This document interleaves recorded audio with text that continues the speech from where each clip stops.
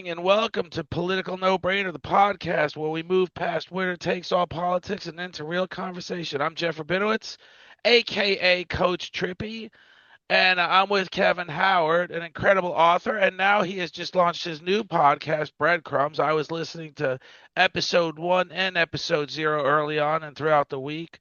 I'm uh I'm always reading and learning about, and Kevin's been one of the most incredible guests we've had. I've gotten numerous emails from our sessions, and including our sessions with Beth and Charlie, which I believe we'll be doing next Sunday again after I get back from New Jersey. But I'm excited to jump right in to episode 1. So, Kevin, first of all, of course, introduce yourself. Tell us a little bit about the podcast, and then I'll jump in. And I have notes everywhere, but they are organized in their own crazy little way. But go ahead, Kevin. Well, hey, first and foremost, thank you for once again taking this time, Coach Trippery, to bring me in and to interview me for your wonderful audience. Anyone who's listening, I hope you're having an incredible day. So my name is Kevin Howard, and yes, I am just like your neighbor. I am a regular guy, but I have been inspired to write a book called Onward at Last. And the latest version was the 2024 presidential election edition, and it's a book of commentaries, which is like short narratives, short stories, one to 4 or 5 pages long max, and they capture the distilled wisdom of my life experiences, which are steeped in my lived experiences, and which I discovered in my own personal journey actually are shared experiences because there are so many things that we in America have gone through together and I noticed that so many of those things really had profound impact on my understanding of who I am, my understanding of how I see each of you, and my understanding of the world. And so I recognize that that's most people, right? And that it could be a source of tethering ourselves to reality beyond the divisiveness, beyond the things that make us different. And so I wrote those commentaries. I published the book, through Atmosphere Press, and then I wanted to tell the story in a different medium. So then on October 1st, I launched, inspired by Coach Trippy right here on the Political No I Brainer podcast. I launched my own podcast called Breadcrumbs. And the spirit of breadcrumbs, so first and foremost, the tagline is breadcrumbs, a podcast for people who know it's not working, right? Because when we think about the lives that we live, we think about the jobs that we work, we think about the communities we live in and the society and everything seems to be getting out of control, going in a different direction. I don't think I could tell you this was, and I'm 60 years old. I don't think most people who have lived any portion of these last 60 years, material portion, 20, 30, 40 years, right, anticipated we'd ever be where we are. And so the point of breadcrumbs is, we're in a place that we didn't think we were going to be. And a breadcrumb is a clue, a special clue that helps jog your memory so that you could find your way back to where you want to be. Right. And so that's the point of the podcast. And we launched it October 1st.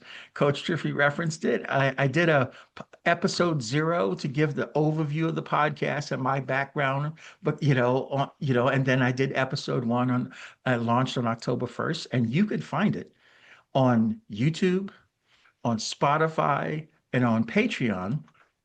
And if you are inspired, and we invite you to join the Breadcrumbs community, right? You can go to Patreon and sign up for a membership. Everything from being a free member, and then there are tiered paid memberships that get you a different additional bonuses and access and things like that. So that's the story. Thank you, Coach Trippy, for asking me, and that's who I am.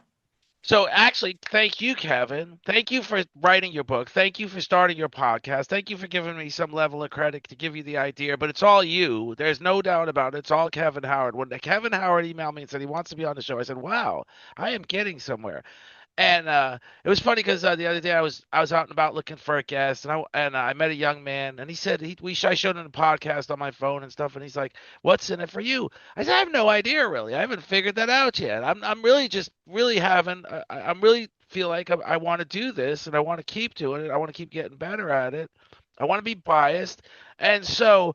In the sense of biased, in the sense of being the centrist I am, because the other day I had a fallen progressive on my show, and it was a great show. And I said I've never been a progressive. I've never been an ultra conservative. I've always been a center right kind of guy. I've always been a realist, you know.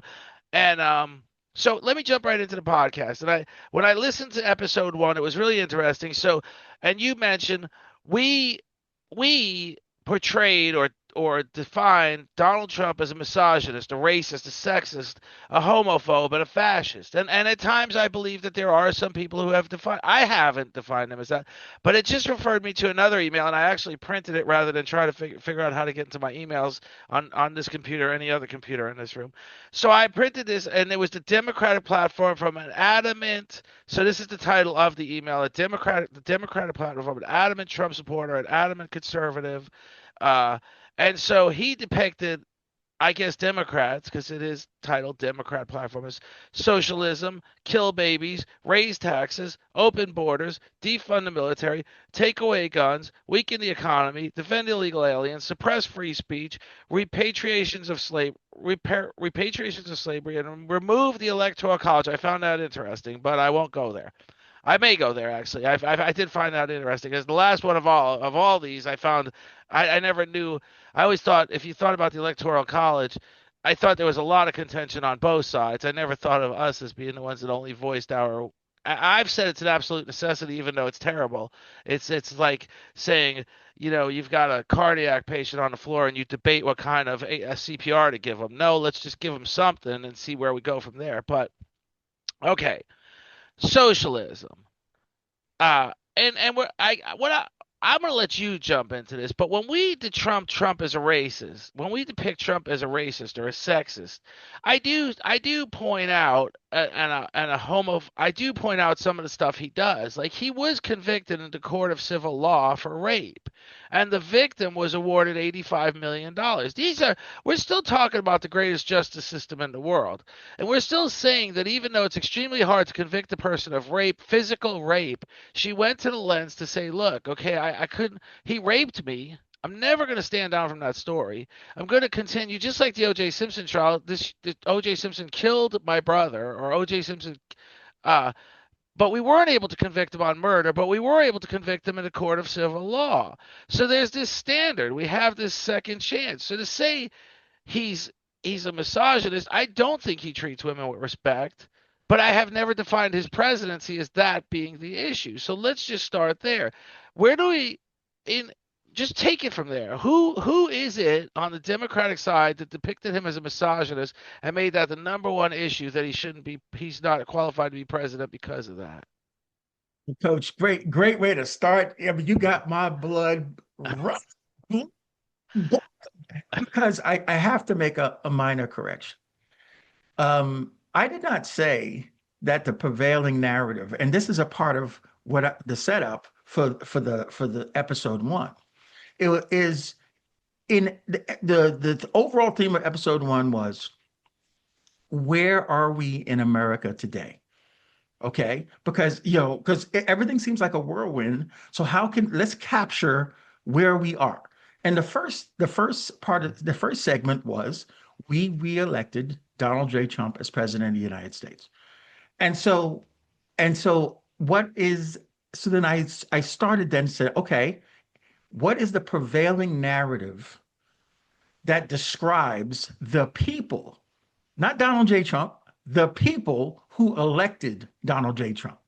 Right. That is, and the prevailing narrative from the establishment media, from the establishment Republicans, from the establishment Democrats, right? You know, it is that the people who elected Donald Trump are the racists, are the misogynists, are the homophobes, are the fascists, right? there is no commentary in the establishment prevailing narrative, right? That gives any deeper insight as to the people who support Donald Trump. That's my point, right? So so we're not talking about Donald Trump. We're talking about the people who elected him, the 77.3 million people who elected him. And so what I said is, okay, this is the narrative we're told. So if you didn't vote for Donald Trump, your whole perception of who voted for Donald Trump was that they fall into those categories. There's nothing in the so let's start there. And coach, I challenge you to push back on the idea that we have characterized the people who voted for Donald Trump in any other way. Okay, so that's what a prevailing narrative is. And We so haven't. so Hang on. Hillary no, Clinton called them okay, deplorables. I did not. yeah, no. I'm just saying, what from our media, the context in which we understand things comes to us through our media, all sources of media and stuff like that. Wealth controls media, all sources of media, the establishment of political parties. Because, oh, by the way, the establishment Republicans, George W. Bush, right, right, Mitt Romney, okay, they have contempt for Trump and have demonstrated contempt for Trump. So when I say establishment Republicans, establishment Democrats, Biden, Kamala Harris, Obama, right, the Clintons, okay, they all have contempt for Trump, right? And there's nothing wrong with that. That's their opinion. That's their right. What I'm trying to say here is so that we're clear, the prevailing 77.3 million Americans who voted for Donald J. Trump is that they are racist, is that they are misogynists, is that they are homophobes, is that they are sexist, is that they are fascists. This is what we say. Okay, and I so then I said, agree. okay, if Let me that's just the say this. narrative, if that's the prevailing narrative, let me set it up. If that's the prevailing narrative, the story that we are telling each other, that we are told, let's take a look at who those 77.3 million Americans are. And look at the data about who they are that we all can verify. And then see if the data supports the narrative. Is the narrative true or is it not true? So And that's that's a what question. that's what Let the me answer segment that was question. about. Okay, Yeah. so I stand corrected. Okay, here's the thing. And I know a lot of Trump supporters, and they are none of these. So when we're talking about data, when we're talking about an overall culmination of numbers, when we're talking about an algorithm, it could very well be you're correct. But here's now let me arrive at my point. Now let me arrive at my landing. Yes. I just watched a YouTube George Bush, so it's the younger Bush, so it'd be George W. Bush, W. Bush. so Yeah. George W. W. Bush in a State of the Union address the State of the Union says I am the first president, essentially I don't remember the words verbatim, to have the privilege of saying Madam Speaker. It was Nancy Pelosi, the first time a woman was ever Speaker of the House. Yes. California progressive. There was a sense. Now this is where we go with this. There was a sense that there's this open-minded man. I'm going to be working with a Speaker of the House. 90% of everything I do's got to go through the House. It ain't going to be easy with this woman at the helm and lots of Democrats under her that are willing to really capitulate to everything she says because she is the first woman speaker. So that's me being a misogynist. Are we catering to a woman? I don't know that we were, but it was an exciting moment in time in America. We now have a president who's literally quoted as saying, grab him by the pussy. So there's an issue there. And this issue is important to keep in mind, not necessarily define the man, but this issue in anything. At times when police are in a wife is murdered and the police start talking to the husband about the husbands talking about vacations and about how they spent their life together, how they met in school and how they were high school sweethearts. And then when the police ask them something about how it incriminates them in the murder, they say, I need to speak to my lawyer. Suddenly there's no more talking about the first time they met and the seized candy he brought her to the house when he picked her up for the prom. Suddenly now he needs to speak to his lawyer. Okay. So, and then the police say, okay, we haven't made a decision yet. We haven't closed the deal on him being the perpetrator, but there's a problem here. He switched gears faster than a Yamaha when we asked him something that could link him to the murder. Well, we're linking him to a disrespect for women. We have that right to do that. We've made that our job as Americans, not as Democrats, to decimate people's character when they run for public office. We did it to Clarence Thomas. We did it to Judge Robert Bork, and I've pointed this out to the point where we did it that there's actually a word borking in the Webster dictionary, and that's basically decimating someone's personal character is the definition. And then we also came to the realization that some of Jimmy Carter's nominees to the high courts was more conservative than Robert Bork. But Robert Bork was the guy that Ted Kennedy said we're going to have black people on the back of buses again if we put them on the Supreme Court. So we've But done it all. you've gone far afield, and I want everyone who's listening to us to notice what Coach Trippy has done once again. This is two times in a row. Okay. The critique on the podcast, and please go listen to episode 1 of Breadcrumbs after you watch this wonderful, the political no-brainer podcast.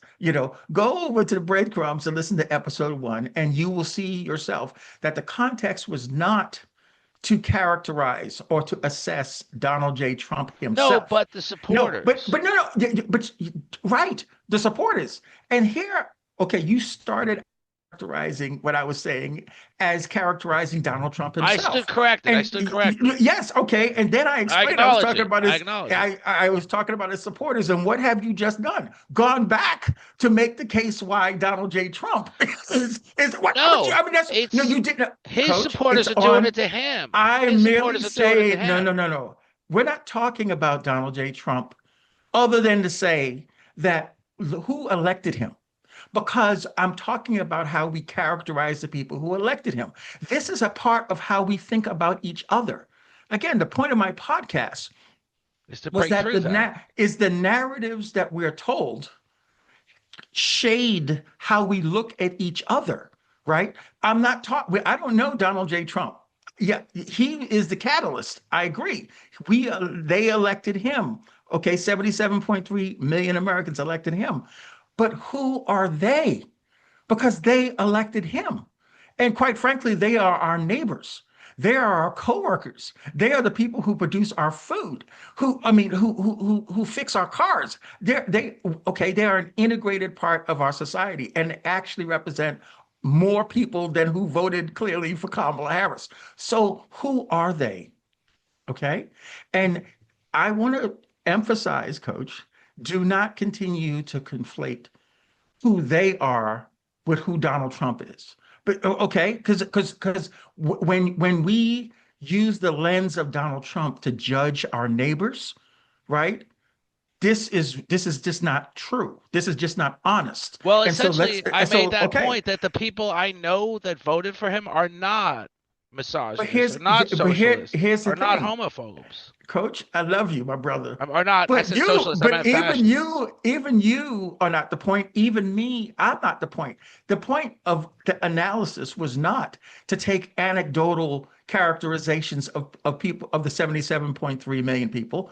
The prevailing narrative, you turn on your TV, any major source of media, we live in a sea of information. It comes from the establishment media, right? It comes from from power, from the establishment political parties who control the establishment media. We are buried in this information. That is what we're looking at. So again, the fact that thoughtful supporters of President Trump, or who are not racist or whatever, doesn't change the fact that most Americans are fed this story, this prevailing narrative that they are racist, that they are Okay, so misogynist. then, all Okay, right, so let me then, go to okay, the book so though, because you're making a do great do you point that I want. I do you accept agree. that? I Yeah. Okay. accept Good. it very Okay. much so, and I believe that whether whoever's being fed this opinion of Donald Trump, it's not my opinion of Donald Trump. What I agree is with that. Yeah, I'm not accusing you. my opinion of the voters that voted for Donald Trump is they have been yearning for somebody to do the heavy lifting that he is allegedly doing. That's where I bundle Donald Trump in. They've been yearning for a politician to say the crazy stuff he's been saying. That's been my understanding of Donald Trump's voters. What you're saying is the media is portraying other understandings of Donald Trump, they are very well, very much doing that. I have made that point that the And the reason thing is, being, I've made the one point, the reason the Vietnam War was so unpopular is because it was the first time war was televised. So when we re-televised war from then on, we did a different job. When we re-televised politicians, we're doing a different job today than we've ever done before. Donald Trump being a part of the person that's a big part of the victimized, but he's not a victim. here's the thing, Coach. I you have conveyed that, and we do this on the podcast, and you've done it on your own podcast and stuff like that. Your view, and your view is a positive view, is a more reasoned view, right? But we find ourselves highly polarized in America today. And the reason why we find ourselves highly polarized in America today is not because Coach Trippy and Kevin Howard hate people who don't agree with us or taint have negative characterizations of people. So we understand this is why you are a podcast host, because you are above the fray of the worst aspects of this argument, of this food fight that we live in, right? But in order for us to understand why we are polarized, we need to look at the source who's pushing these polarized concepts, right? Right. And that is the establishment media. And you are right. When you characterize how progressives are characterized, it is absolutely true what you said. Once again, that comes from the establishment media. The establishment media wants us to fight. The establishment media wants us to think that instead of us being neighbors, instead of us having common values, they want to paint people who have a different point of view, who vote for a different person, right? Right, as completely different people, as like they're aliens or something like that. And because if you break people between the us and the them, right? The them always gets the abuse. So from a conservative side, let's say, the progressives they might as well be the Soviets. It might as well be the Russians. They are all those characterizations that you said. Remember, you went down the list. You said you On talked to both a conservative. sides. But I'm going to Right? go down Yes. another list in a Okay. minute when you allow me to Okay. speak. But we are unpacking.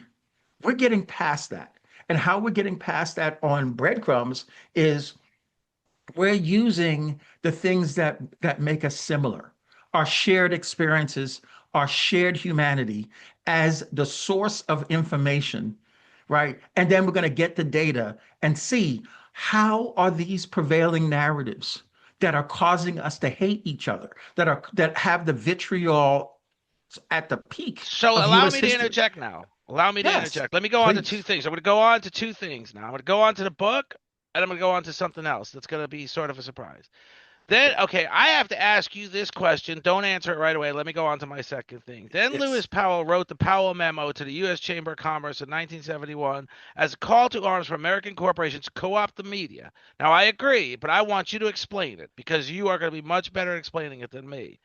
University systems and the government to advance interest in American corporations. Powell was appointed to the Supreme Court while major corporations deployed the strategy outlined in his memo. Now that's an important thing to get into. I want to tell you Okay. something else though, because there was two things to unpack that you just said, so I don't want to miss that. Tucker Carlson was fired, and Tucker Carlson got on a very viewed exit interview, if you will. He got on TV, whether it was YouTube. I saw it on YouTube, and he made one important point. It was very important. It was right from the beginning of his exit interview that I saw on YouTube. The topics that will define our future will get virtually no discussion at all.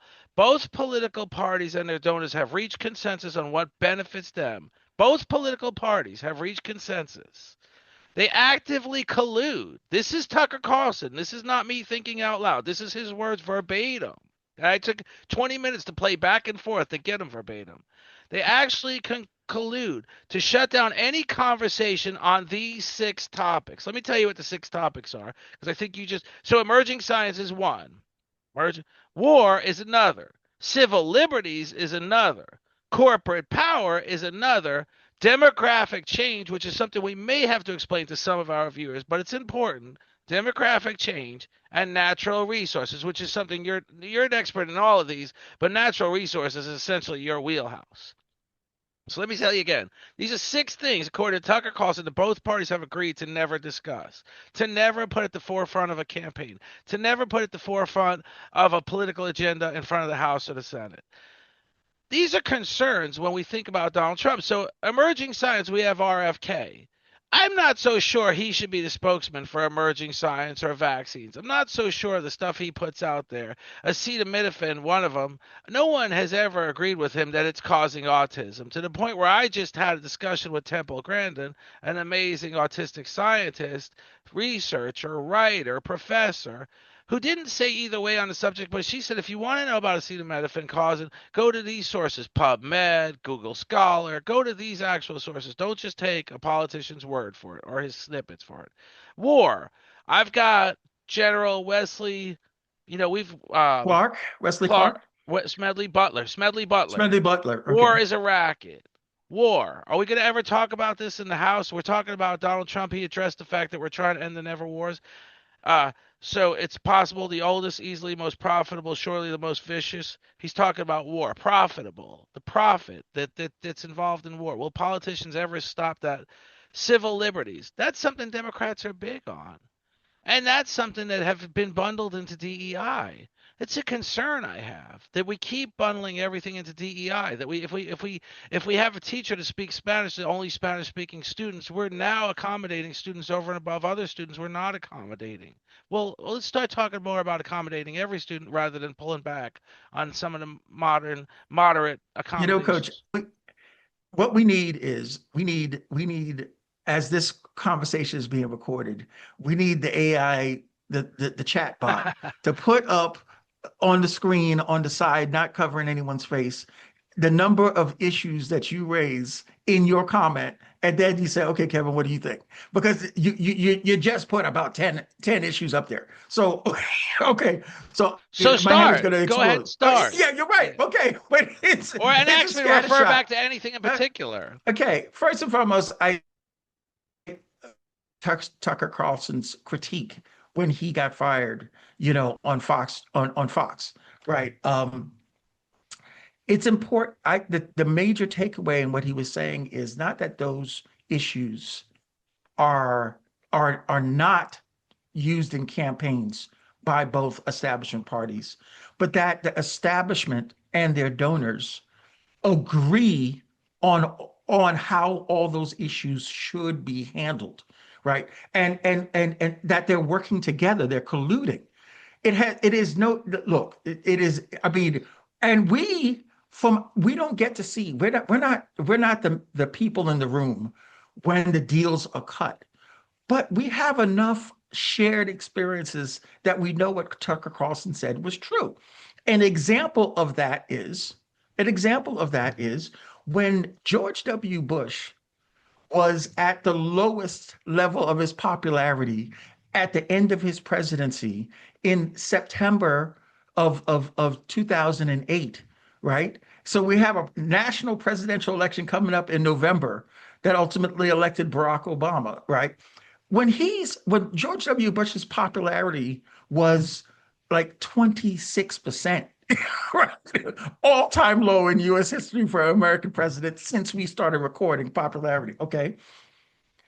It was Madam Speaker and Barack Obama from the Democrats who joined hands with Henry Paulson, his Treasury Secretary, and Bernanke, his Fed chairman, to bail out Wall Street on with the $800 billion TARP legislation.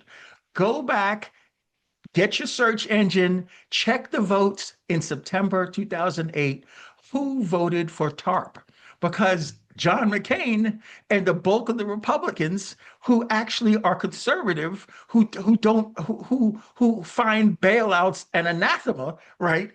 Rejected it. It was Nancy Pelosi who joined hands and Barack Obama who joined hands with George W. Bush. This is an example of of of people who present themselves as diametrically opposed, who are collaborating. This is what Tucker's talking about. And we could see it with our own eyes.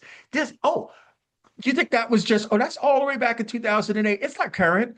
Go back to the last week of Joe Biden's presidency, the last week of Joe Biden's presidency, he honored with the highest civilian honor George W. Bush.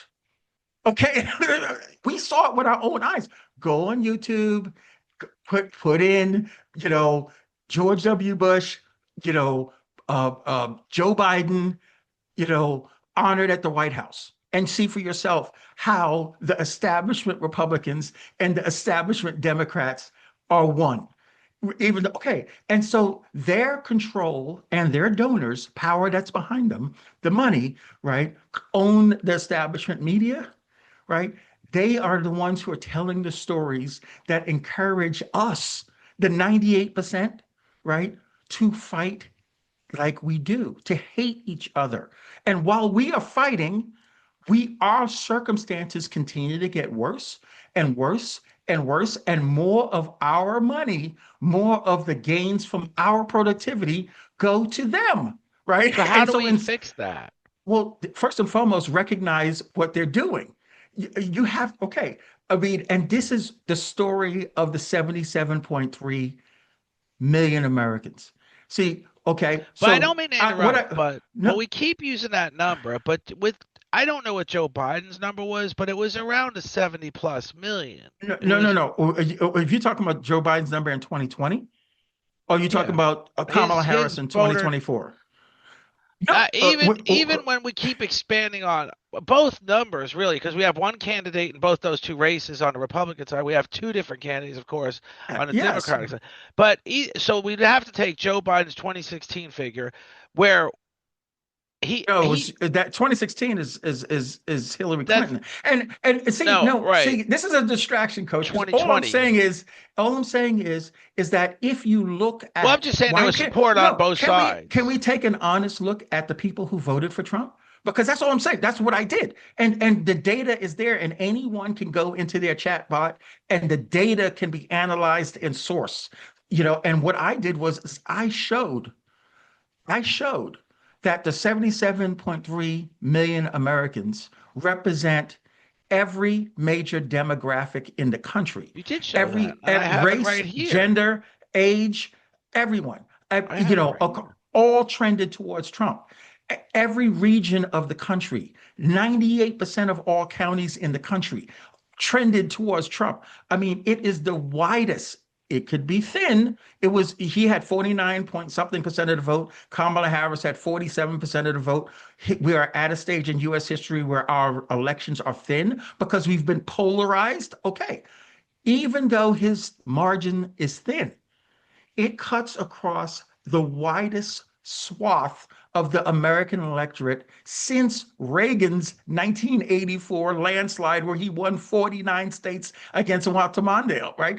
Okay, that's the point. In other words, to characterize the narrative characterizes the people who voted for Trump as these deplorables, as these racists, as these right. And Their what I'm trying to narrative. say, no, the prevailing narrative, not Coach Trippy, not Kevin Howard, the prevailing narrative. And if you ask the average person who did not vote for Trump, right, what they think are Trump voters, you're not going to get, you're not going to get, right, this idea that they had a reason for doing it. That what you're going to get is that there's something wrong with them. That what has happened to America that these people would vote for someone like him, right? And what has happened in America that your neighbors, your coworkers, the people you rely on every day chose to vote for Donald Trump is because the Democratic Party did the impossible.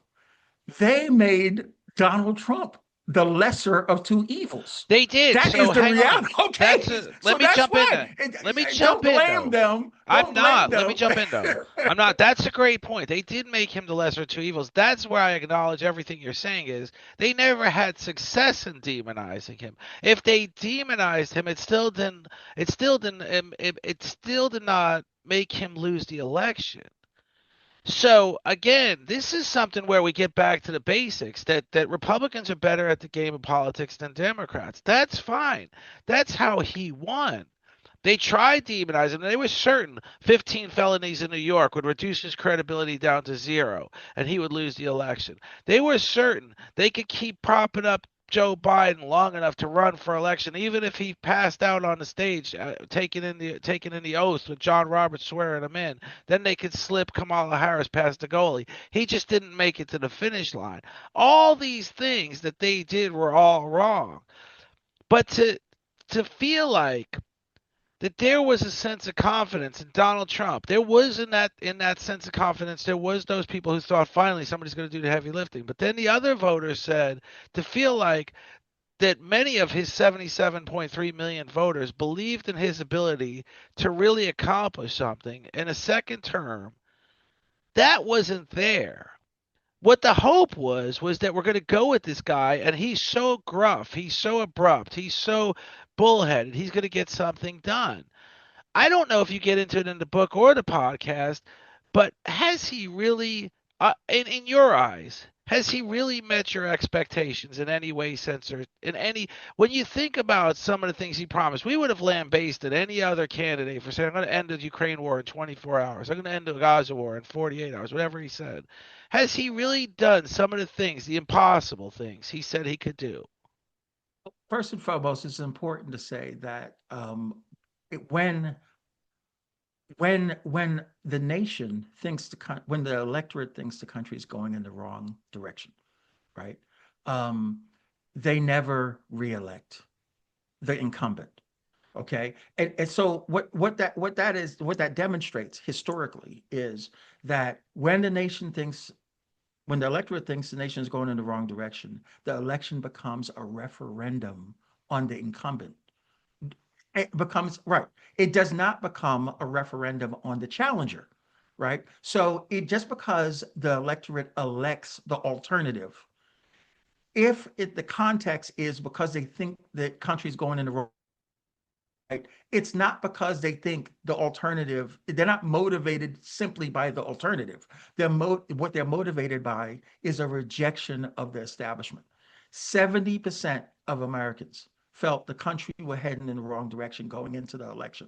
And Kamala Harris refused to separate herself from Joe Biden. She literally said, there is nothing I can think of that I would have done different than Joe Biden did. So in the context where 70% of the country thinks we're heading in the wrong direction, yes, in a tough, closely contested election, we reelected Donald J. Trump, right? But it's primarily a rejection of the Of incumbent. Joe So let's Biden, start there. Okay, right? but now back to your question. Now back to your question in terms of, oh, no, we haven't got episode one did not get into what Trump has done and that assessment. But it That's a may, future right? episode. Oh, we That is, will gonna we're you gonna will, get there because yeah. we're setting up. So That was don't all don't about go setting there. up. So don't No, go no, there. for this interview, let's do it. Right. But what I'm saying here in that was we were examining where we are. So the fact that we elected him and who elected him is what I was But talking there's about so much to in talk about in that episode context. one But that we don't need a. Okay. let me answer your question though, because I think that's okay. For me, Kevin Howard personally, and quite frankly, for many of the people who voted for him. Because if you look at his support within the people who voted for him, not the people, okay, just within those people, right? It's standing firm. Primarily. And the reason why, so for me, Kevin Howard, to me, he's exceeding expectations. Why? Right. He's I do exceeding find that expectations. funny. No, right. Because, okay, first and foremost, what is true about Donald Trump? The idea that you take what he says literally, like you would do with any traditional politician, right? This is why the traditional politicians don't talk like regular people because they're talking in a context where they want to be taken literally, right? And so everything is measured and stuff like that. They talk like Obama. That's a traditional politician. With Trump talks like a used car salesman. Everything is marketing. Okay. This is the guy who said it the first in when he got elected the first time at his first national prayer breakfast. He stood up there and said, "No one loves Jesus Christ more than Donald J. Trump." Now, okay, I mean, That is how he talks. Okay. So every is marketing, so severely exaggerated, the greatest ever, you're the most evil ever, finish them. Everything is a virile statement. He speaks in a way to get into your head, and that you find yourself thinking about some craziness that he said. Okay, so that's first and foremost. So I don't interpret Donald Trump as anything but a carnival barker, first and foremost. But what was the actual things that he ran on that he's actually doing? He ran that he was going to disrupt, dismantle the, the government that the establishment Republicans and the establishment Democrats put together over the last 32 years. I mean, literally, the entire government, almost all of them were put together, became members of the government under the Clinton administrations, under the W. Bush administration, under Obama's administration. Okay, so this is where, okay, he ran that he is going to. So you left out Okay, Jimmy Carter. He developed the secretary. He no, no, developed no, the no, no, Department of no, Education. no. When I talk about, come on now, let's stay on the point. You asked me a question, I'm gonna give you an answer, right? So the government, the actual physical people who made up all the departments of the government were established by establishment Democrats and establishment Republicans, right? And he was elected to dismantle that government. Why? Because they abandoned the American middle class. They abandoned the American working class. They are not serving the people. If they are, what is the condition of America? Pick an agency, any agency, and then look at the American people and tell me that they benefited from the last 32 years. Right? All I'm saying here is, so first and foremost, he was elected to dismantle a government that is not serving the American people. And we've all experienced it together. He has taken an absolute sledgehammer to that government. And I find it quite ironic that progressives, right, who say they care about the least of these, right, with tears from their eyes as they dismantle a government that has not served the people they were elected to serve. I mean, if you're telling me the bulk of the American public has benefited when the Federal Reserve said for the first time in US history in 2021 that the top 1% have more wealth and income than the entire American middle class, when we're going through the worst housing affordability crisis in US history, But after 4 years of Biden. All I'm saying here is this is what the government has done. you've answered This that question. and so Hang first on. and So foremost, so well, hold let's it. start First there and on the what foremost, well, let me first. just say, I turn it right back over to you. He is exceeding expectation because he is dismantling the government that has not served the American people. One. Okay, now I'm going to stop here because he's exceeding Let it me in other build ways. on But go ahead. that because there's Yes. two. I understand that. I'm going to let you get to two and three, possibly three. Let me start with one.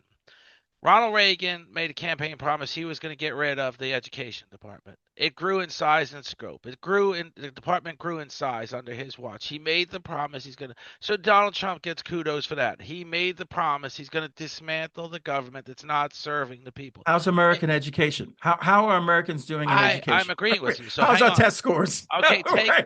imagine yes for an answer is a good thing. Yes. So, I agree with you. He Here has been my point. If that's what you consider a good administrator, a person that keeps the vaguest promise and delivers on it without it's a vague promise. When you say he's kept it in a big way, but it's a vague promise. But without considering. So I continue to use, I'm just saying as an administrator, not knocking Donald Trump. He gets kudos for making his intentions clear, whereas most politicians have not gotten kudos, have not gotten high marks on it. He made his intentions clear. So did Hitler, but that's a different story. They do get Not a props fair for analogy, coach. not a That's fair not helpful. analogy at all, but when you make your intentions clear, you make your intentions clear. No one said he's Hitler. No one. Obama did. Yes, we can. Yes, we Okay, can. no, And then you're Obama jumping in. said Let me about no, finish. no, Let me no. And then finish. Obama said out. You said Hitler. Obama said yes, we can. Yes, we I will can. say Hitler And about any politician I want. The only one I no, no. can't say it All I'm about, saying, no, no, no. I'm tired of that is a part of the prevailing narrative about it Trump, is a part of right? it, but And and it's dangerous. It is Obama said dangerous, no. but so is Oh, endless Obama wars. said, Obama said, yes, we can. And all Obama proved in what he did, right, was that a biracial man is just as capable as any white man to betray the people who elected him. So don't talk to It's me not. about It was never the Hitler when it point. comes to Trump. Hitler is not the When Hitler is not Obama the topic. betrayed, Let me he just betrayed the finish. very working class Every and middle class people who 8 politician. million people lost their homes, lost their pensions, lost Okay, their I got jobs, it. We're lost going on a right. And he didn't tangent bail here. them out, but Let he me bailed out finish his my buddies on Wall let me Street. finish my tangent. I understand. I'm not saying again it's Well, okay. Yes, for an answer is a good thing. Obama was not the all-time perfect president and take at the all. poison out of the comments, I would coach. like to take it out. Don't use You're everyone is listening. Don't everybody's. use the don't lace the comment with Hitler. Okay, I'll this take is the one of the Hitler out worst if lies. It's I'll one take of the the Hitler worst out. It's lies. I'll take the I Hitler mean, out. If okay, you know let's the take the. millions of people that Hitler killed, I right? can't say No one anything. can accuse Trump of killing millions of people. So stop it. When you It is the most sponsor insidious lie when you that the don't media call out portrays. every president, I am going to make this point one way or another. When We every never, I got we to make this never, point. we didn't Hang accuse pause, George W. Bush pause, of Hitler pause. It when he doesn't. attacked when he attacked Iraq. When George W. Bush said You're not letting me WMDs make my and we point. kill, I'm stopping this analogy and will It's not allow the use of Hitler against take it Donald out Trump. of That the is insane. equation. I Well, haven't said okay. the word again. Take it out of the equation.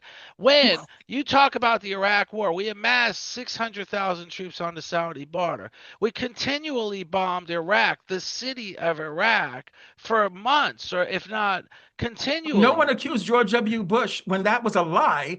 No one accused George W. Bush of being Hitler, even though he was responsible You for far keep more bringing that deaths back up. If than it was Donald wrong to Trump. use the word, don't keep using the word. If it's No, wrong, no. he was a he was in the You last 50 interjected years. that in the conversation, and I don't know why, because you know it's a lie. And but it's It a was part of the never prevailing. intended to be a comparison of Donald Trump being worse or better than Hitler. J.D. Vance did go to the German parliament and lambaste them for not doing business with the Nazis. He did do that. So let's not say he didn't do that. Let's not use the word we're not trying to use more than we've used it already. But the point is, when you have a war that goes on for months, a continuous bombing of a densely populated city, and you're killing innocent people in the process of taking out military targets, you're still killing innocent people. We're calling Gaza genocide. Iraq could very much be considered genocide. We were bombing a city that was a densely populated city. Yes, we were getting to the military targets, just like Russia's getting to the military targets in Ukraine. But in the process, individuals are dying. So let's not use the word what we so adamantly oppose. Let's not make it a comparison by any means. But let's be realistic that the only president that didn't fire a shot was Jimmy Carter. And everybody perceives kindness for weakness. So let's just be realistic about that. I would love to see a president that didn't fire a shot again because we get involved in wars that aren't even at our border. And we provide military. We keep talking about the $150 billion that we sent to Ukraine. I agree with that figure. Keep in mind one thing it was a bipartisan vote, every vote. Every Because establishment political parties are two sides of the same coin. right. We already used We agreed that. the Madam Speaker joining hands with the most unpopular president in U.S. history. I already used how Joe Biden before he left, right, honored George W. As Bush, much as you got who historians will note. I mean, this is the insanity of the vitriol on Donald Trump. Is that that historians will note that George W. Bush was probably the worst president in U.S. history for tripling the federal debt, for getting us into wars for reasons that proved to be untrue, right? Okay. For leading us into the Great Recession before he left office. Okay. That's his record. And the Biden administration honored him with the highest American honor. right? Okay. And we try to characterize Donald Trump's first administration as he's the worst president when he governed like a typical, seriously, the first time, like a typical historical centrist Republican. That's how he did. Lowered taxes in the 2017 corporate tax thing. So this is the distortion in how the establishment treats anti-establishment So let me make a people. point. Let me make a Trump is point. an anti-establishment. He is He an is. anti-establishment politician. We can't He's not leave a off on. politician. He's an anti-politician. He's an anti-establishment, anti-politician. That's what he is. So let me make a point. I did use the Make word a point. Hitler. I didn't say Donald Trump is like Hitler. I did say so did Hitler have the same integrity to make his intentions clear. I didn't say Donald Trump. I gave him a level of integrity that we haven't seen in many politicians. He said he's going to do it, and it's like you said, he said he's going to dismantle the government, and he has. I was trying to get to a different point when I made the mistake of making the one point. The whole higher standard I'm being held to is Donald Trump says the craziest shit out there, including, and it's okay, let Trump be Trump. But I say the word Hitler and I'm lambasted for 10 minutes, and I didn't even make the comparison. Oh, Coach, I can tell you this much. Look, you know, um, if I take something in your life or take something that you're doing, and then I say, well, yeah, Hitler did that too, right? In the conversation, and then say, well, I'm not comparing you to Hitler. Well, I guess you could Okay, assume I so was. I guess well, I well, I why guess did you bring up? I mean, I what were don't we talking know. about? Because No, it's a that is conversation. no. See, It's this a is the heated power. No, conversation. no, It no, no, no. This doesn't is the mean no one needs coach. to protect Donald Trump like they do. Coach. This is the That's power. my This is the power of He's not your prevailing. child. He's a president. He can be criticized. Hey, Every I'm his own staff can defends every bit of criticism. When coach. they Coach, that's don't coach. Let's not get patronizing. I am saying there is. I didn't say don't criticize Donald Trump. I am saying that it needs to be truthful when we criticize, and I that the didn't power, compare them. the I said they power. had the Excuse me. There's not a person who listened to this, who's listening to this, who did not hear you comparison. raise the subject of Hitler and said something that Hitler was doing similar to what Trump is doing. So that's the comparison. And it's the power of the prevailing narrative. Why would that even come up in your head? Because the establishment It comes media up in my has, head for and the good Democratic reason. Party specifically has made the argument through the campaign, right, that he is a fascist, that he is comparing him to Hitler and everything. It is the I most am no agent of the insidious. Democratic It is the Party. most insidious use of manipulation and propaganda because It's Donald Trump is many things. And my relationship with Donald Trump goes back to the fact that he's from Queens and I'm from the Bronx, New York. And I could tell you my contempt for him was seasoned back then when he was fighting HUD for redlining in the Bronx. Okay. Okay. So I'm not a fan of Donald Trump, but I can tell no one you this said much. you are. He is many things, but he is not the slaughterer of millions of people. Can we Before Donald stop Trump, for no, pause for a minute? I before can't just Donald sit Trump, here and not explain myself when you say that. Here's the simple thing I said. When it comes to politicians making their opinions clear and standing by their opinions, there are very few. And one comes to mind. It doesn't mean, or two come to mind. I won't say either name at this point in time, but that's where we were going is when you said he made a promise to dismantle the government as we know it. And I said Ronald Reagan made that same promise and did not deliver on that promise. Donald Trump made that promise and very much delivered on that promise. which is a Unlike true statement, and and then you had okay, to poison the well. okay, now let's be clear. J.D. Vance, the vice president of the United States, Donald Trump's vice president, did go to the German parliament and say they should be doing business with the Nazis. That is not saying he has anything to do with any particular leader in Germany's past, but that is saying that the German parliament made a conscious decision not to do business with the Nazis, and J.D. Vance made it clear they should be doing business with the Nazis. That's all I'm saying. So That is quotable why is that relevant to this conversation? because you keep saying if I use Hitler. I didn't compare Donald Trump. I said there's very few politicians that have made their intentions clear and delivered on them. We got the tape, Coach. Everyone knows what you said. So I mean, so So did it's Hitler. So no, did no, Hitler. seriously. This is not Tourette's syndrome, right? You don't just say random things that come up in your head.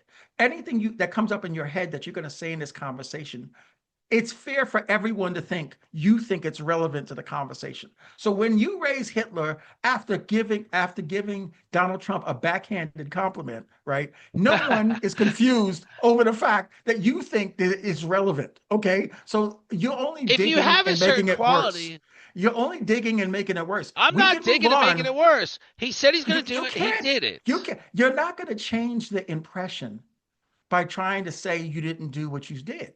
Okay, so either take it back and say I'm taking it clearly back. that I'm taking it back because you're so adamantly opposed to it. I am trying to clarify what it was meant to be, and it's you're not saying there's no true. It's not. clarification. It's not. No, it's not true. There is no comparison. Before Donald J. Trump, seriously, it used to be verboten to compare anyone to Hitler. Hitler was the most evil But again, it wasn't a Hitler. comparison. But no, it was impolite in any type of constructive conversation to deploy the ultimate evil, right? And that's what I'm saying. There's been all types of But strong men impolite's in okay. history. So okay, No, hang on. Manuel Impolite's okay when Noriega. Donald Trump's impolite. It's okay. When Donald Trump is impolite, is it okay? No, no, no. That's my question. Because What I'm saying, not to say what I said was impolite, but when Donald Trump makes these crazy, I mean, he talked so bad about John McCain. It's okay. But if yeah, I say he didn't. something off sides, No, it's he not he was okay. critical. He was critical of John McCain. Like I said, this is not about. All I'm saying is be truthful, tether it to reality. The analogy of Hitler to Donald Trump is complete propaganda. There is nothing in Donald Trump's background to warrant the level of murder that Hitler intended to You're do. You're calling it talking about the tethering. part. I talked about the integrity to That's all make your that. intentions No clear. one. When people raise Hitler, they don't think of the fact that he was Time Magazine's Man of the Year in like 1938. That's not what they're thinking. They're thinking the Holocaust. They're thinking, okay, so that's why no one compares before Trump But it's because we, okay we for break Trump to all the make rules. these awful statements. It's Wait, always okay hold for on. him to make awful I statements. did I Awful. this whataboutism. I am not justifying anything Trump said. I told you he's a carnival barker. So don't I told justify you my statement, but try to no, no, understand no, what it no, no, no. was. To compare him, I I didn't. am I said it no, yeah, 16 times. I didn't. I didn't. I said there's one quality. well, Hitler okay, said I'm going to coach. do this. He did it. We will Trump said let I'm going the to do this. He does it. That's for all the I sake for said. the sake of this conversation, we will just agree to disagree and let the That's listeners fine, but moving decide forward, that's fine, themselves because but moving yeah, forward, he is the president that is doing things. So it comes down to a logic, if nothing else. Moving forward from that whole last 15 minutes, it comes down to a logic that a president can make a promise on the. Obama made a promise to close Guantanamo Bay. When he got to be president, they told him it's not realistic to close Guantanamo Bay. So what Obama did was take these prisoners. The whole issue wasn't the location. The whole issue wasn't the building. The whole issue is we're holding prisoners with no chance of a trial in Guantanamo Bay. So his campaign promises we're going to stop doing that. We're going to close Guantanamo Bay. He said, okay, I made a mistake on the campaign trail. So he moved these prisoners that still have no chance of ever having a trial to places like the Bali Islands, to another prison where they have no chance of ever having a trial. He never closed Guantanamo Bay. He made Guantanamo Bay a metaphor. And he never closed it. He moved the prisoners. And they're never still going to have a trial. So he was a president that made a promise and didn't keep it. Ronald Reagan, in very close comparison, said I'm closing the Department of Education and never closed it. So the idea was Donald Trump said on the campaign trail, which is something you said is one of the things he's delivered on, I'm going to close the government that hasn't served us in the 40 years it's been expanding. And he's doing it. That that's was one the thing. only, Yes, so not to use the person's name again and again and again and again. I said, what I said was, he said it. He did it. This other person said it. He did it. To say it's wrong, you're right. It is wrong to use that person as a comparison in any respect if it's not the exact comparison. But Donald Trump has made like you said, shouldn't take him at his actual words, has made a principle of saying terrible things. And terrible things. I wasn't there when he said all prisoners of war or fallen soldiers are suckers and losers, but I am one to believe a five-star general said he said it to him. It's a pretty horrible thing. Then comes the debate. No one was there for it. But comes the debate with John Kelly make it up. No, I don't think so. Someone else may say John Kelly made it up. I've heard other things he said that were pretty awful that I've heard on open mics. Yes, he's So I can okay. say something pretty awful. I should have that allowance. That's all I'm saying. That's where I was landing. I can say something pretty. I can't have that allowance. No. Well, okay. If you are a carnival barker, if your way of communication It's not is at like all. no, well, the reason why, But I'm there's not this saying it's cancel. There's no, this cancel culture. we all have the right to say what we want to say, and I'm not telling you don't have the right to say what you want to say. What I'm trying to say to you here is that you certainly have presented over the course of your podcast that you are a voice of reason, right? And so 100%. that right. So therefore, this is what limits, if you want to maintain your credibility, limits your ability Up to until that say one comment. no, to say something that is untethered from the truth that we can see with our own eyes. I agree there. And so, I agree. so that's That all was I'm a saying. great way. Okay, Let's so let it go there. we'll I move actually think on. I'm going to leave all that in there because it was a great part of it. Oh, I think that's good. That's real. That's when your neighbors are It was talking. real. And again, Yeah, if because everybody I love agrees, you, brother. I love I you. know you love me. I love you. I'm But sure. here's the thing: if everybody agrees with you, I said it. This is the way I meant to say it. I'm just saying it once more. There is no comparison. I Thank you. don't like Donald Trump's leadership, but I do not consider him a misogynist, a racist, a sexist, a homophobe, or a fascist. I don't consider him any of those things. I don't consider him a good president either because I consider if you're going to close the government, this is really the point I was getting to. If you're going to do what you say, you're going to close the buildings and shut down the employees and lay off the employees that haven't served you in the 40 years that these departments have grown in size and scope.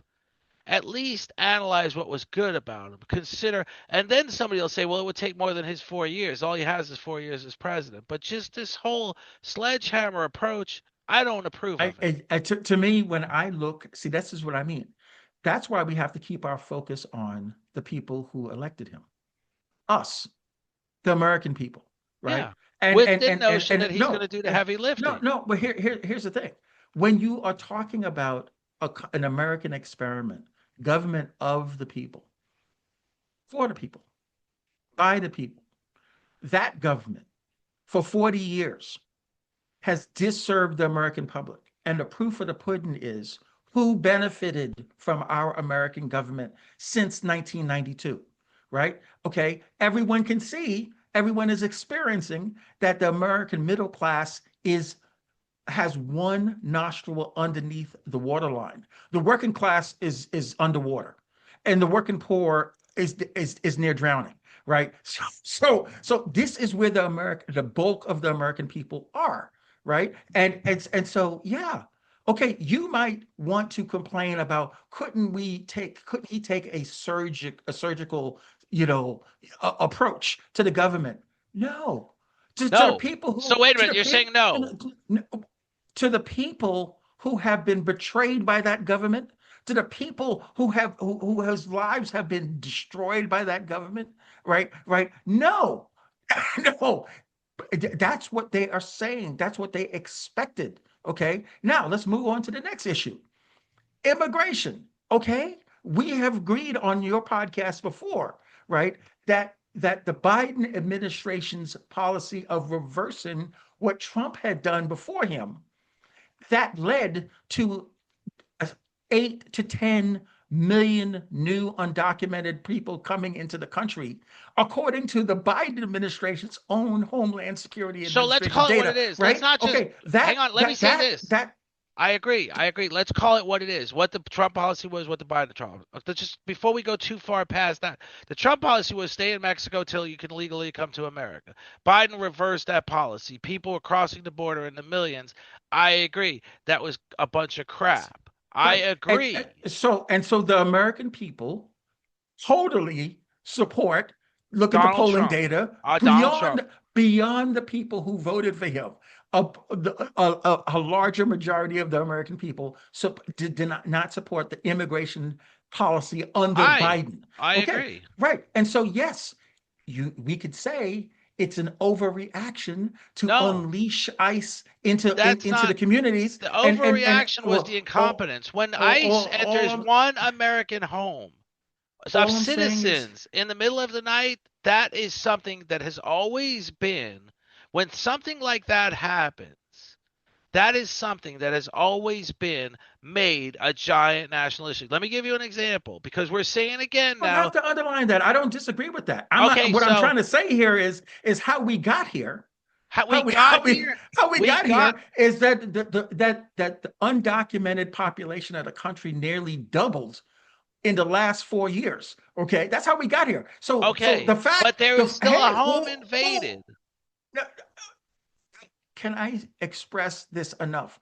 This is not Kevin Howard. This is the people who voted for Donald Trump. Well, The these people what need to hear right this. and the bulk of American people support closing the border and stopping the import because we have a burden of incorporating those people into our society, and at a time the working poor, the working class, the middle class needs help.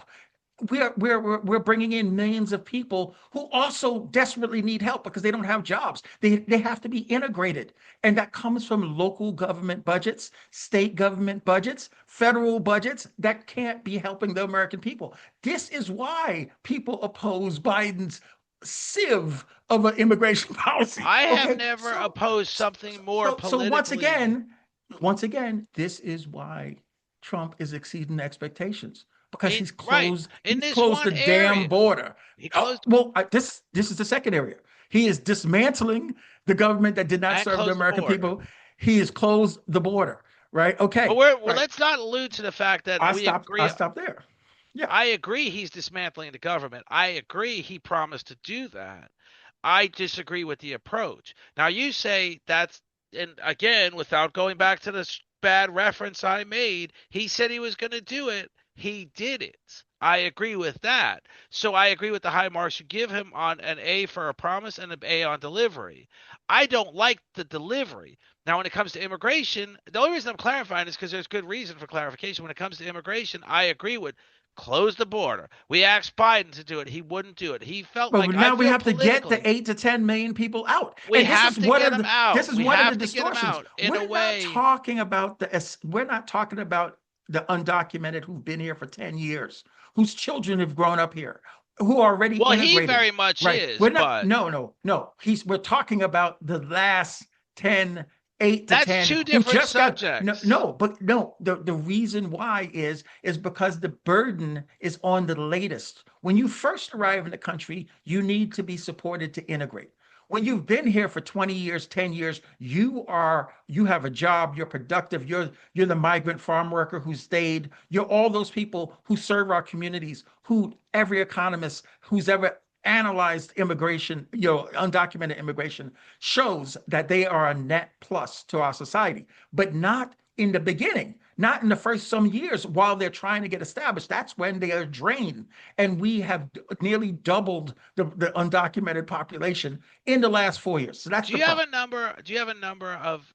I'm just asking a question. I'm not making a statement at all. Do you know any figures of how many people he's deported legitimately? No, Legit? I mean no, No, those figures don't exist, right? legitimate. Because No, I haven't looked into it. I just know that obviously it's been a high priority, and what we're complaining about, ironically, in the same way we complained under Obama, who deported many people, far more people than George W. Bush, right? And people were belly aching over Obama doing it. So I know they're complaining about ICE and overstepping and stuff like that. But he's actively, aggressively doing it, and that was a part of what he said he would do, and a part of what the people who voted for him wanted. Okay, so okay, so My that's the isolated second issue. complaint, my isolated Yes, complaint is the one particular home that was American citizens. That of was my course, isolated complaint. My that's number, fine. my number was It's not good. Obama and Clinton combined deported 1.7 million people legitimately. Call it what you will, I call it legitimately. It's a word. It's just one particular word I use to just get the whole sentence out. The fact of the matter is, when you look at a case like Abrego Garcia, who it was like Trump's ego was involved with this man. Then they said there was this plane of 200 Coach, Colombians are from you El. under the impression that no one challenged any of the deportations that Oh, Bill absolutely Clinton not. and Oh, Barack? absolutely Okay, not. so this is what I'm talking about. So when you say legitimate, their deportations were legitimate, even though they lost in court on some of those, right? They But weren't. you're They going to didn't take leave the no, country. but They you want to weren't. take They were you not want to removed take from the you country. want to take a They were legitimate granted due you want to process. take a legitimate challenge to Trump's deportations, an example, and say and try to characterize his whole process of No, deportations but there as was if, well, never there this was is the never a impression. question of due This is a well, okay, process under well, two first and foremost, presidents. so you concede that both President Clinton and President Obama were challenged and lost in court on some of their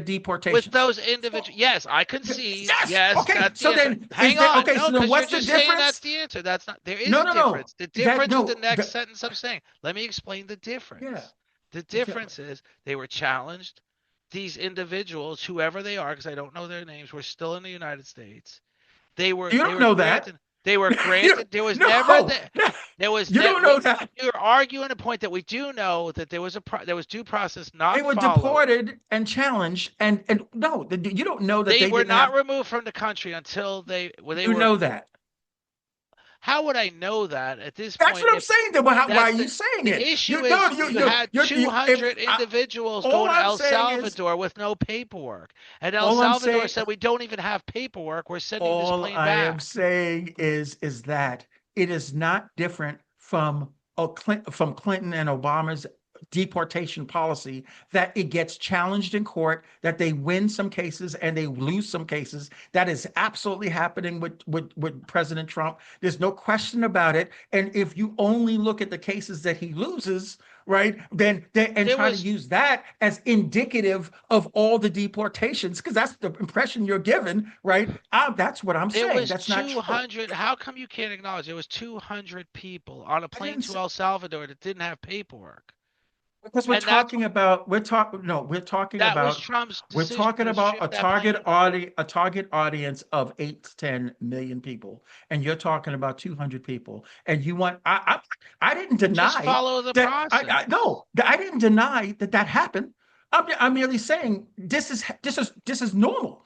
It happened under Obama, brought by people like you, Coach, brought by progressives, centrists, people who are opposing Obama's If deportation Obama policy. didn't grant people due process, I have an issue with Obama's process. To the That was extent that never he lost presented. in court on any particular That's claim of due process. In deportation, court is it due would no, it process. would have been on the basis of some constitutional violation, in the same way that the Diego Garcia, whatever, Diego case. Garcia was summoned to a prison, the most violent prison in the world, in All El I'm saying, Salvador, okay, when he should have been here, held until we proved he should have been there. That's the Coach, can we get out of the argument. weeds? Can we get out of the weeds? All I'm saying to you, I'm not discounting any case that the Trump administration has lost on deporting the 8 to 10 million people who Joe Biden let in.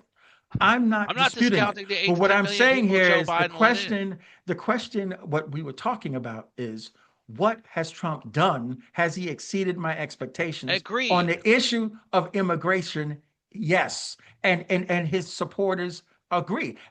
I Agree with that. agree. So I okay, agree. okay. So then that's the second thing. We don't need to go into the weeds of every case that he lost and something like that. It's That not doesn't going I into the mean, weeds. It's a sense of leadership that doesn't follow an American tradition, every which is maybe that's what when people you're like about him. no But when you're doing national policy, it's not going to be 100% you did it right, and or 100% you did it wrong.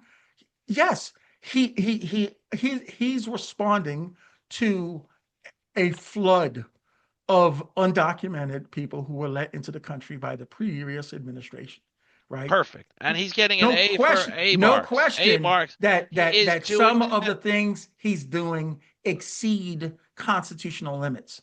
And in a good constitutional system that we have that's working, people are challenging him. And to the extent he is exceeding those constitutional bounds, he is losing. And that's appropriate. But that does not, that's every president, that's every policy, right? The idea that this president, when he loses a constitutional case, is because he abdicates the Constitution is a lie. This is how No, the I never said he Constitution advocates the works. Constitution because I've Well, been the no, one no, to no. say This is we're what is not. being said. This is what is Okay. being, this notion of prevailing narrative is that we are in a constitutional crisis. Go look The at what the prevailing establishment media narrative. is, that we are in a constitutional crisis, that the president doesn't abide by the Constitution, that he doesn't intend to abide by the Constitution. This is constantly coming across establishment media, right? So this is another thing that we need to dispense with. That's okay. Let me make that dispensing of the prevailing narrative is something we do often on this podcast. And Yes. I've been the one to say I am thankful we are not in a constitutional crisis because, for the most part, the courts are seeing things his way. I am also the one to say I don't understand why he doesn't wait till the courts see it his way. That's all I could say on the topic without us getting back into the Don't weeds. do that. Presidents don't do that. Obama For didn't the do that. most part, they have done it. But you're No, right. what do you The mean? idea, you're right. You are. So yes, yes. The answer is yes. You are How many correct, members? Kevin. You are correct. Let me Okay, finish. thank You you. are Thank you. correct. The idea of the court of challenging it in the court is the fact that you didn't bring it to the court in the first place. That's the idea. Is that what is it called? Uh, it's better to ask for forgiveness than permission. I get it. That's the idea is so yes, Trump's not exceeding power when it comes to overriding certain when it comes to doing things before he hears from the court. But there are things you can almost predict what the court are going to say. And I don't know that every president has gone way, way over and above the notion that Every president exercise the way our constitutional system works is in the separations of power. The president exercises their prerogative. The Congress exercises their regulatory prerogative. This court, exercises its interpretive prerogative, right? And where those three things combine is where the state of the so Constitution let me make is. this one And point. so look at FDR, look at Abraham Lincoln with the Emancipation Proclamation. Okay. All those things were unconstitutional all the day, and yet Absolutely. ultimately Absolutely. we Let me make changed the this one point. Constitution to abide. Donald Trump pushed the envelope so far to the point where the Supreme Court addressed it, and Chief Justice John Roberts' written argument was the president has to be bold and decisive in his decision making. So by me making the point that he's pushed the envelope further than anyone else to the point where the case came to the Supreme Court and the Supreme Court justice chose to write the ruling and argue the point that the president has the right to be bold and decisive in his decision making tells me that you just come to a cross in the road. Be careful what you ask for; you may just get it. There is not to say we are in a constitutional crisis. We are not. I have said, thankfully, we are not, because for the most part, like you said, Donald Trump followed precedent, did things he shouldn't have done, waited for the court to rule rather than ask the court to rule before doing it. Got it all. Yes, agreed. But personally, Coach Trippy, aka Jeff Rabinowitz, or the reverse, I don't like the leadership we're seeing. I That's do, fair. I, But let's talk I about do. that. Let's talk Well, about we're that, gonna have to Coach, get into it because on the next session no, because we really got deep in it today, and no, we didn't well, even. no, we'll just put a Well, go bow ahead. on the leadership, because that has been your consistent criticism of Trump, and there's nothing wrong with that. I would just say to the people who are listening, again, the divide is not versus Democrat. The divide is not conservative versus progressive. The divide is establishment, which is represented by both the Republican Party, McConnell and those folks, Mitt Romney, and the Democratic establishment, you know, those people against the anti-establishment. Now, on the Democratic side, the only major anti-establishment candidate that the Democrats have put up was Bernie Sanders. So, and what did he run on? A political revolution. Okay. So, what I'm saying to you here is for the people who come from the anti establishment side, why? Because they have not been served by the establishment for 40 years. Those people, right, right, want not incremental change, not little teasing around the edges. They want a complete dismantling of the apparatus that is not serving the American public. This is supposed to be a democracy, a government of the people, and the government is not serving the people. So what did you expect the political revolution to look like?